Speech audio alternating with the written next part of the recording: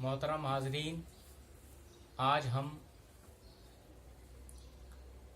एक अहम मौजू पे गुफ्तगू करने के लिए हाजिर हैं और मैं मोइनुद्दीन शाहीन, एसोसिएट प्रोफेसर शोबा उर्दू, सम्राट पृथ्वीराज चौहान गवर्नमेंट कॉलेज अजमेर आपसे रूबरू हूँ। आज का मौजू है उर्दू शायरी का सुनहरी दौर। बीए और एमए के निसाब में ये मौजू हमेशा शामिल रहता है।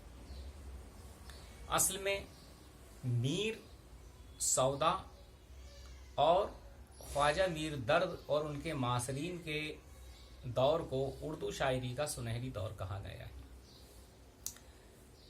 जैसा कि मालूम है, सुनहरी दौर कहना, गोल्डन पीरियड कहना या स्वर्ण युग कहना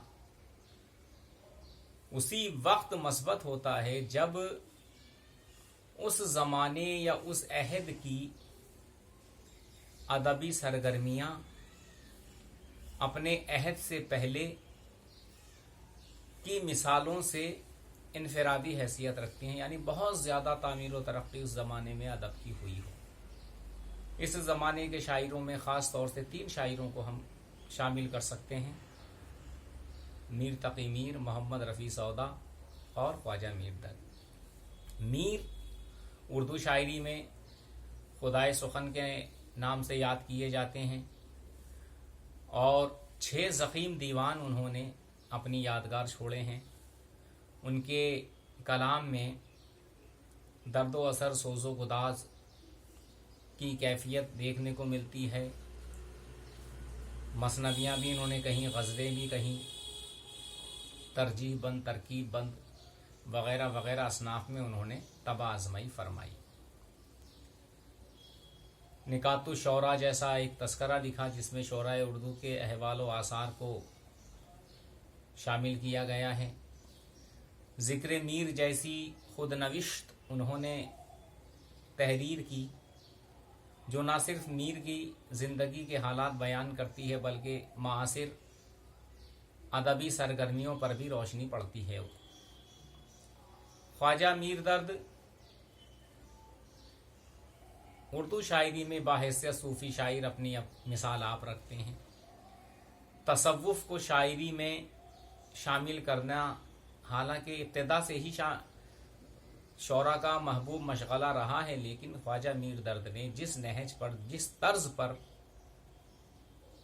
शौराए उर्दू को तरगीब दिलाई कि तसव्वुफ़ एक बहुत अहम मौजू है जिस पर हम बहुत कुछ कह सकते हैं, अपनी शायरी को आगे बढ़ा सकते हैं। इन्होंने भी मीर तकी मीर की तरह वही शायरी की जिसमें दर्द व असर भी है, एहतराम आदमियत का तसव्वुर भी है, लोगों से मेहर व मोहब्बत, हमदर्दी, यगानगत, ये तमाम मौज़ूआत उनके यहाँ मौजूद हैं। और क्यों ना हो, क्योंकि वो एक सूफ़ी बुज़ुर्ग थे। वहदतुल वजूद और वहदतुल शहूद के दर्जात से मुताल्लिक़ उन्होंने अपने कई अशार में इस तरफ इशारा किया है।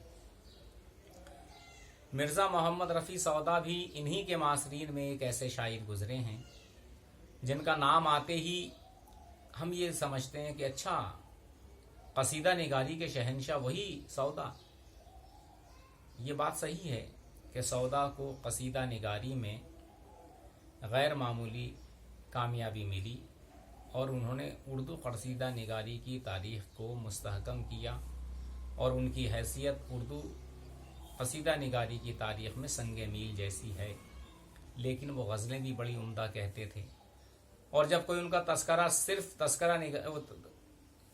कसीदा निगार की हैसियत से करता था तो वो बहुत बरहम हो जाते थे और ये कहते थे कि जो ये कहते हैं कि सौदा का कसीदा है बहुत खूब, उनकी खिदमत में मैं लेकर ये गज़ल जाऊंगा। यानी कि वो ये जहाँ मानते थे या वो चाहते थे कि उनका तस्करा सिर्फ कसीदा निगार तक ना हो, बल्कि उन्होंने जिन दीगर असनाफ में अपना कलाम यादगार के तौर पे छोड़ा है या उस ज़माने में जब वो बाकायदे हयात थे तो ये महसूस करते थे कि और ये मुतालबा करते थे कि मेरा ज़िक्र बाहैसियत गज़ल गो یا دیگر اصناف کے شاعر کی حیثیت سے بھی ہو۔ اس کے علاوہ میر اثر بھی اس زمانے میں تھے، میر سوز، جن کے بارے میں آب حیات میں خواجہ محمد حسین آزاد نے بڑے تفصیلی انداز میں تذکرہ کیا ہے۔ تو یہ پہلا دور تھا اردو شاعری کا، جس کو ہم سنہری دور کہتے ہیں، میر اور سودا کا عہد۔ اگلی گفتگو میں ہم اسی سلسلے کو آگے بڑھائیں گے، تب تک کے لیے خدا حافظ۔